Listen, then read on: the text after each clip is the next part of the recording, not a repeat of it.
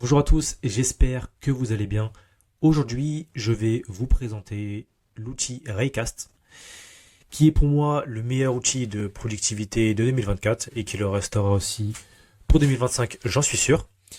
L'idée de cette vidéo, c'est de vraiment vous présenter les bases de l'outil, vous expliquer un peu ce que c'est, comment ça marche, comment l'installer, etc.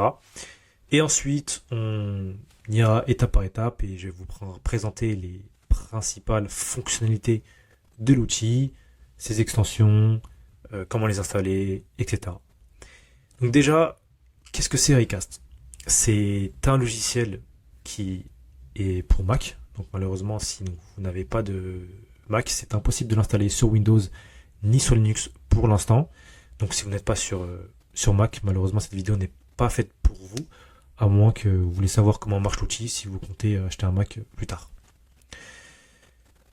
En fait, qu'est-ce que c'est? Pour rester assez simple, c'est un Spotlight, mais sous stéroïde.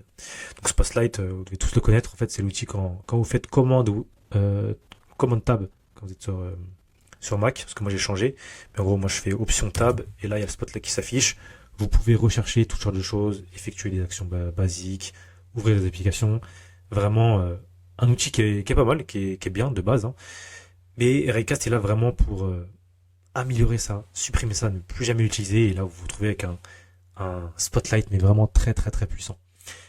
On a ici des fonctionnalités d'IA que je vais vous présenter juste après.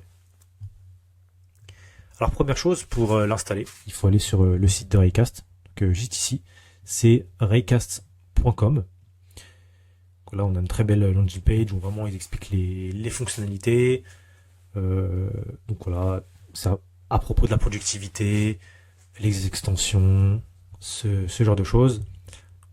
Donc c'est un outil aussi gratuit de base, hein, vous pouvez l'utiliser gratuitement. Bien que moi, je vous conseille de prendre l'abonnement payant. Je vous le recommande fortement parce que vous n'avez pas toute la puissance de l'outil, vous n'avez pas toutes les fonctionnalités qui sont vraiment intéressantes. Donc moi je le paye mensuellement. Ça commence à 10. Et après pour les équipes c'est un peu plus cher. Ce que je vous conseille aussi très fortement de faire, c'est de prendre ici, de cocher la petite option Advanced AI, qui vous permet d'avoir les derniers modèles d'IA, parce que c'est quand même euh, l'une des fonctionnalités les plus intéressantes de l'outil, donc c'est un peu bête de s'en priver. Ça fait 20 € par mois. Moi, je trouve que ça les vaut largement. Franchement, je regrette pas du tout. Ça fait déjà presque un an que j'utilise l'outil et je m'en lasse pas du tout. Et c'est vraiment un outil incroyable que je conseille à beaucoup de gens autour de moi. Et à chaque fois, ils sont vraiment reconnaissants que j'ai présenté l'outil parce que ça améliore grandement leur productivité via plein de fonctionnalités que je vais vous présenter juste après. Donc voilà, c'est 20 €, vous avez tous les outils de base. Mais bon, pour vous faire une idée, vous pouvez l'installer et tester gratuitement, voir si vous aimez. Et si vraiment ça vous plaît, et si vous voulez aller plus loin, vous pouvez prendre l'abonnement payant. Et en sachant que je suis pas du tout sponsorisé par Acast, j'ai aucun partenariat avec eux. C'est vraiment juste pour vous présenter l'outil et pour le faire connaître, parce que c'est un outil que j'aime beaucoup. Une fois que vous avez téléchargé Raycast, l'outil, normalement, si vous avez bien fait votre configuration, vous l'ouvrez avec Command Space. Ici, vous avez diverses suggestions, diverses choses que vous pouvez faire. Ce que je vais faire, c'est que je vais vous présenter 15 fonctionnalités les plus intéressantes de l'outil selon moi. On va aller step by step et à la fin, je vais vous présenter la dernière fonctionnalité que je vais vous présenter, ça va être selon moi la plus puissante. Donc voilà. Donc on commence par la première fonctionnalité. Alors, la première fonctionnalité que je veux vous montrer, une fonctionnalité en somme toute basique, mais qui reste très intéressante, c'est le fait d'ouvrir des notes flottantes. Donc en fait, comment on utilise Raycast? On fait commande tab et là, on marque la fonctionnalité ou l'extension qu'on veut utiliser. Donc dans mon cas, moi, c'est les notes flottantes. Donc moi, je suis en anglais, donc je commence à marquer notes. Et là, ça va me proposer Toggle Floating Notes Windows. J'appuie sur Entrée et là, ça s'ouvre. En fait, c'est comme ça que ça marche.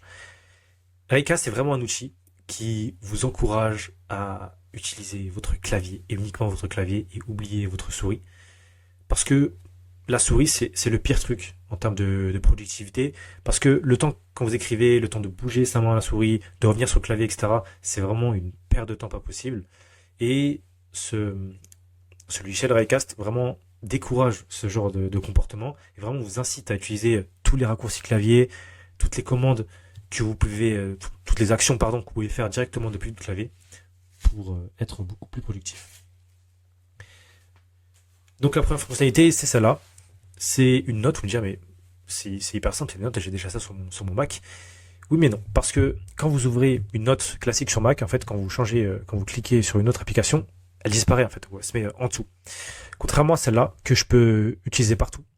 Et en fait, c'est un peu comme un post-it que vous mettez sur votre écran, mais là, du coup, il est virtuel, et vous pouvez l'utiliser partout. Imaginons que je suis en train de coder, j'ai envie de copier un bout de code, je le mets directement ici, et il me suit partout.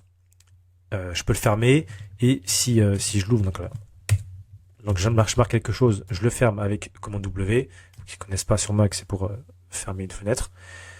Ensuite, je le rouvre et je vais toujours avoir mes notes et me suivre partout. Je vais le mettre sur le coin de l'écran, je le mets là pour pas que ça me gêne trop. Voilà, c'est une petite fonctionnalité intéressante. Ça peut toujours servir. Moi, j'utilise beaucoup. C'est très pratique. Je voulais pas encore expliquer, mais pour utiliser Raycast, ça marche sous forme d'extension qu'on installe. Il y a des extensions qui sont déjà là de base, qui sont créées par l'équipe de Raycast, et il y en a d'autres qui sont créées par la communauté. C'est-à-dire que n'importe qui peut venir utiliser Raycast et créer sa propre extension et la proposer à la communauté pour que chacun l'utilise. Et c'est très puissant parce que à la fin, on a des dizaines, des centaines, voire des milliers d'extensions qui sont disponibles pour plein de cas d'utilisation différents en fonction de ce que vous voulez. Et on se retrouve avec un écosystème vraiment bien d'extension de productivité. Ensuite, la deuxième fonctionnalité vraiment intéressante de l'outil, c'est une fonctionnalité payante, si je ne me trompe pas, c'est la traduction intégrée. Imaginons que je suis sur un site ou que j'ai un mot en tête et que j'ai envie de le traduire dans n'importe quelle langue. Au lieu d'ouvrir votre navigateur, moi je suis sur Arc, je fais commenter, c'est assez rapide quand même pour ma part, mais du coup je devrais faire Google Traduction. Si j'arrive à écrire, hop, et là je marque mon texte et je le traduis. Ou à la limite vous avez DeepL, ok, là le petit hack c'est de sur les lignes de texte et faire votre raccourci qui permet de traduire directement. C'est assez pratique. Mais là avec Raycast on passe encore au niveau supérieur parce que vous pouvez traduire tout vraiment mais ultra facilement. Peu importe l'application que vous êtes sur un logiciel complètement différent, vous voulez traduire quelque chose, c'est hyper simple. Vous faites commande tab, vous marquez Translate, et là il y a un traducteur qui s'ouvre et vous pouvez marquer ce que vous voulez. Et il vous suit partout, peu importe où vous êtes. Imaginons que je suis sur le site, ici, j'ai envie de traduire ça parce que je sais pas ce que ça veut dire, donc commande C, hop, Translate, hop, je le colle ici et j'ai la traduction. Je peux choisir les langues, etc. Aussi, un truc intégré, c'est que si je fais commande, donc entrée, ça va me coller directement, enfin ça va me le copier et ouais, non, pour le coller, AI at your fingertips. non, c'est pas ça. Normalement, il y a une fonctionnalité pour coller directement dans l'input, enfin dans l'endroit où vous êtes, la traduction, ce qui est assez pratique. Bon, là, je la retrouve pas, mais je sais qu'elle est intégrée. Ensuite, la troisième fonctionnalité, c'est quelque chose de aussi très basique, qui est déjà présent sur Spotlight, mais pas de cette manière-là et pas de manière aussi puissante. Ce que vous pouvez faire sur Spotlight, c'est faire un calcul. 3 plus 3 égale 6. Ok. Bon, super simple.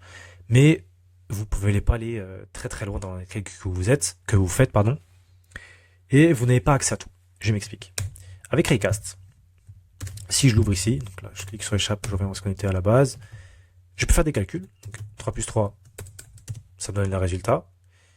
Je peux faire aussi utiliser des systèmes de parenthèses, vraiment aller loin dans les maths en fait, faire des choses très avancées. C'est très pratique quand t'as pas envie de votre calculatrice et tout, t'embêter à ouvrir une autre application. Ça c'est une chose assez cool. Une autre chose très très cool, c'est que vous pouvez voir le cours des monnaies. Par exemple, si je marque de BTC. Avec crypto, vous allez avoir le cours en direct, hop, de BTC, ça vous montre le cours en direct. Si vous voulez savoir de PTC, par exemple, in euro, vous l'avez. Pardon. Si vous voulez l'avoir en dollars, vous l'avez ici. J'en sais rien, une autre monnaie, vous pouvez le savoir. Ou même, vous pouvez savoir des conversions de monnaie. Par exemple, si je ne me trompe pas, si je fais 1 euro in dollars, ça me le donne aussi. C'est des petites choses qui sont ultra pratiques au quotidien. Et je les connais pas toutes, je découvre encore l'outil. Il y a plein de fonctionnalités, de features que je découvre toutes les semaines, qui sont vraiment très pratiques. Mais là, je vous présente vraiment les plus simples et les plus intéressantes pour que vous ayez vraiment toutes les bases. Une autre fonctionnalité très intéressante que j'utilise souvent, c'est l'historique de vos copier-coller. Si je me trompe pas, normalement, il faut télécharger une autre application. C'est assez bête d'avoir une autre application juste pour faire ça, alors que là, vraiment, vous avez tout en un. Et déjà que la fonctionnalité propose pas mal de choses. Donc, vous marquez Clipboard History, vous faites Entrée. Et là, vous avez tout l'historique de ce que vous avez copié. Je crois que ça dure sur plusieurs mois. Mais c'est une durée un peu plus courte pour les utilisateurs non payants. Donc, toutes les informations, etc. Vous pouvez chercher, faire des filtres, etc. Chercher tous les types de copier-coller, les images. Vous avez même les images. Donc si vous copiez une image, vous avez directement l'historique en fait, ici, tout est centralisé, que ce soit les images, le texte, vraiment tout. Vous avez accès à tout. C'est hyper pratique. Ensuite, on est à la 8e ou 9e fonctionnalité.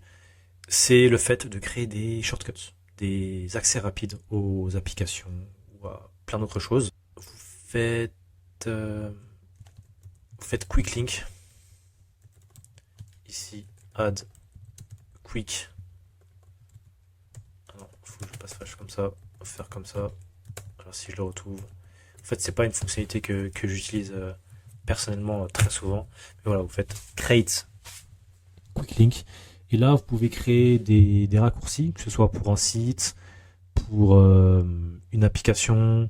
Vous pouvez faire des trucs assez personnalisés avec des arguments que vous passez directement dans le lien. Voilà, ça peut être pratique, ça peut servir. Moi, personnellement, je l'utilise pas, mais je sais que ça peut être très intéressant pour certains. Voilà, ensuite, vous choisissez dans quelle application vous voulez l'ouvrir. Voilà, très pratique. C'est un petit truc à savoir. Pour ceux qui sont dans l'IA, c'est aussi une extension intéressante qui, je crois, est créée par la communauté. C'est avoir accès, par exemple, à Perplexity très rapidement. Pour ceux qui ne connaissent pas, c'est une IA qui, à la différence de ChatGPT, se passe vraiment sur Internet pour faire des recherches sur Internet ultra rapidement et de manière, de manière plus efficace et plus pertinente. En fait, ça a pour but de remplacer Google, tout simplement, comme on l'utilise tout le temps. C'est très puissant. Je vous conseille, si vous ne connaissez pas, d'aller voir et d'essayer et de vous mettre à l'utiliser parce que c'est un gain de temps et de productivité assez conséquent. Donc, je fais Perplexity. Ici, je fais Ask Perplexity. Normalement, si je fais Tab, là, on va directement sur l'autre input. Donc, Ask Anything. Par exemple, comment je peux aller au Japon facilement et pour pas cher. Vous faites entrer. Et là, ça va vous ouvrir la page. Et ça va vous faire la recherche pour vous. À la différence qu'avant, vous deviez aller sur le site, marquer Perplexity, faire votre recherche, etc. C'est des clics. Partout, c'est des temps d'attente de chargement, etc. Vous allez me dire, c'est quelques secondes, mais sur le mois ou sur l'année, c'est énormément d'heures perdues. Petite fonctionnalité, voilà, intéressante. Ensuite, quelque chose que j'utilise quelques fois, c'est pratique. Donc, comme vous savez, normalement, pour fermer une application, vous allez ici en haut et vous faites Force Quit. Et là, vous sélectionnez l'application que vous voulez fermer. Un petit hack rapide que j'utilise, je fais Kill Process, faites entrer. Et là, vous choisissez vraiment dans toutes les applications qui sont ouvertes. Voilà, j'en ai vraiment plein. Mais voilà, vous fermez celle que vous voulez. J'ai envie de fermer, Raycast, non, mon navigateur Arc, j'ai envie de le fermer. Hop, je fais entrer et ça va vraiment fermer complètement l'app, Kill le process. Donc, si elle est bloquée, c'est un truc assez pratique. Je vous invite à découvrir vraiment l'outil par vous-même si vous l'avez installé, de voir tout ce que vous pouvez utiliser là. Juste l'application, ce qu'elle vous propose déjà là, il y a plein de trucs intéressants que je vous invite à découvrir. Ça dépend vraiment de vos cas d'utilisation, de votre métier, de ce que vous faites dans la vie. Donc voilà, allez-y, découvrez-le, installez des extensions. Pour installer une extension, ce que vous avez tout simplement à faire, c'est d'aller dans les paramètres, donc faire commande virgule. Vous allez dans l'extension, là vous avez celles qui sont déjà installées. Ensuite, vous faites plus, install from store, et là vous avez le store, donc toutes les applications, toutes les extensions que vous pouvez installer gratuitement. Également, petite fonctionnalité assez pratique, c'est de compresser les images directement via Recast au lieu d'aller sur un site et de le faire par vous-même. Là, ce que vous pouvez faire, c'est que pour l'utiliser, vous allez sur votre Finder, vous sélectionnez une image. Donc là, j'ai mon image, je la sélectionne, je ouvre Recast, je fais compresse image. Allô. Et là, vous avez votre image compressée. Donc là, compressée à 60%. C'était hyper rapide. Voilà. Quelque chose d'assez pratique pour ceux qui travaillent beaucoup avec des images. Comme moi, je suis développeur et j'ai souvent travaillé avec des images et c'est ultra pratique. Et c'est gratuit en plus. Ensuite, on est à la 13e fonctionnalité. C'est le fait de créer des snippets. Alors, je m'explique. Souvent, on copie du texte. Très souvent, c'est toujours le même. Et c'est une fonctionnalité assez intéressante qui vous permet de créer des snippets, en fait, vous donnez des noms, vous l'utilisez directement et ça va directement coller le texte du snippet dans votre presse-papier. Démonstration, je fais create, je marque snippet pour le retrouver assez facilement. Créer snippet, là, imaginons que je veux avoir un bout de code que j'utilise souvent, donc je marque code. Ici, je prends par exemple un bout de code que j'utilise souvent, imaginons. Je le colle ici. Je fais entrée, enfin commande entrée pour le sauvegarder. Ensuite, pour l'utiliser, je fais code. Et non, pardon, il faut snippet, voilà. Et hop, et voilà, c'est copié dans mon presse-papier et j'ai juste à le coller où est-ce que je veux. Voilà, tout simplement. Vous pouvez l'utiliser comme vous voulez pour votre cas d'utilisation, à voir ce que vous voulez en faire. Windows Management qui vous permet de vraiment jouer avec toutes les fenêtres, bien les placer. Pour ceux qui aiment bien avoir les choses carrées, qui aiment bien avoir toutes les différentes fenêtres à des endroits précis pour que tout soit bien agencé sur l'écran, ça peut vraiment vous servir. Ce que vous faites, vous allez ouvrir Recast, vous faites Windows Management et vous avez toutes les actions que vous pouvez effectuer sur votre écran. Par exemple, on peut le mettre ici. En fait, l'application sectionnée va se placer comme vous le souhaitez. Par exemple, imaginons que là, j'ai envie de mettre en plein écran. Je fais Windows Management, toutes les suggestions qui vont vous être proposées. Et si je veux mettre en full screen, je clique ici. Si je veux mettre en maximize, hop, maximize. Mais ça peut être utile, par exemple, si vous avez, imaginons, deux applications, vous voulez mettre côte à côte. Par exemple, celui-là, je vais le mettre sur ma droite, ou ma gauche, pardon. Ici, comme ça. Et j'en ai une autre et je la mets sur ma droite. Voilà. Assez pratique. Plutôt que de prendre ici et de le faire vous-même, ce qui est assez chiant et pas très pratique. Ensuite, fonctionnalité. La dernière fonctionnalité qui est selon moi la plus puissante et qui m'a fait télécharger de base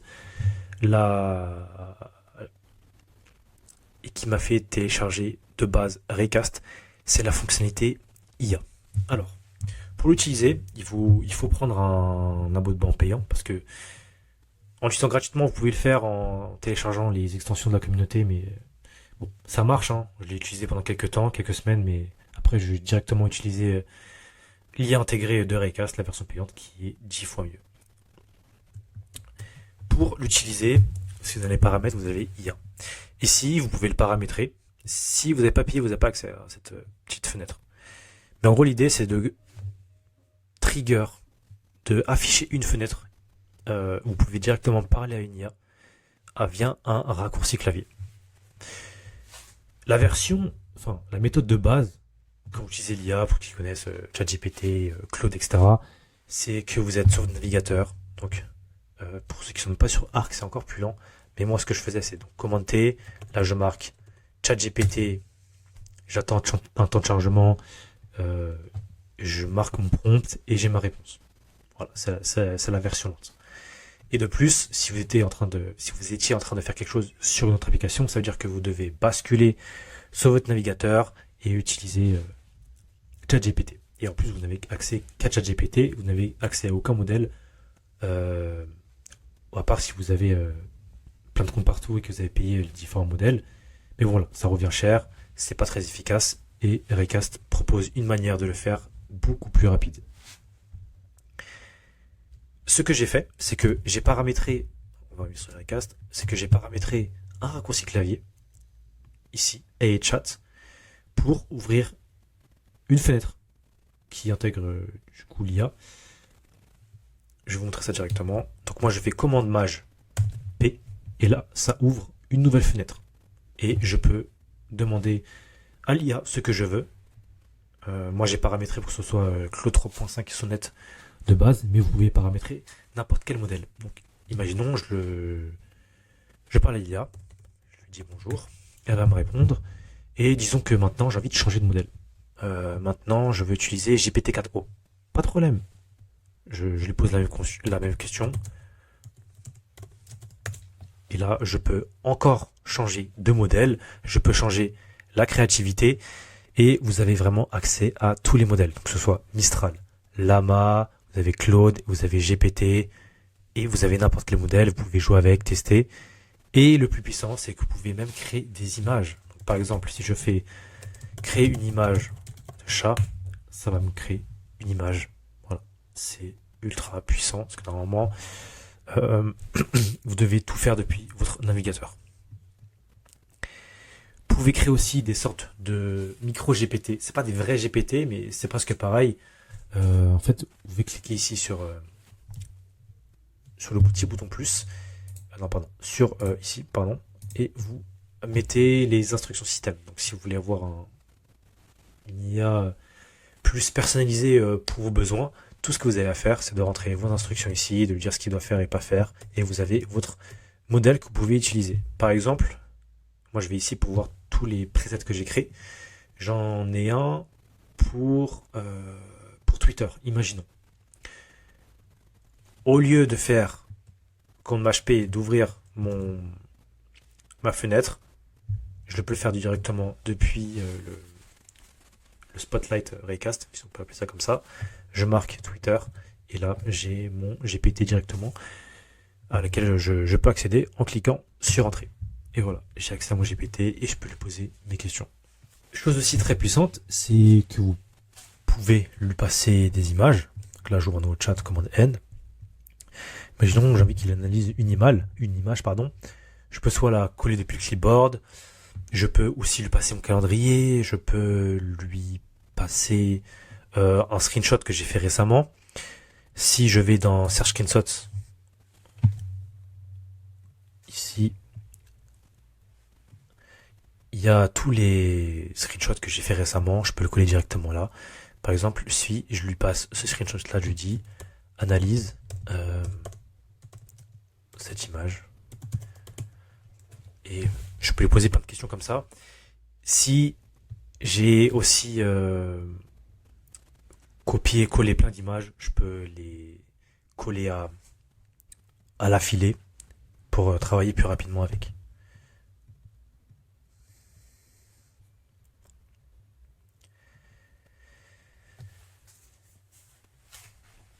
Donc ce qui est vraiment bien, c'est que cette petite fenêtre vous suit partout. Elle est vraiment la priorité sur toutes les fenêtres que vous avez de base. Donc peu importe où vous êtes, imaginons que j'ai un bout de code là pour mon cas d'utilisation précis, hein, mais ça peut fonctionner avec n'importe qui.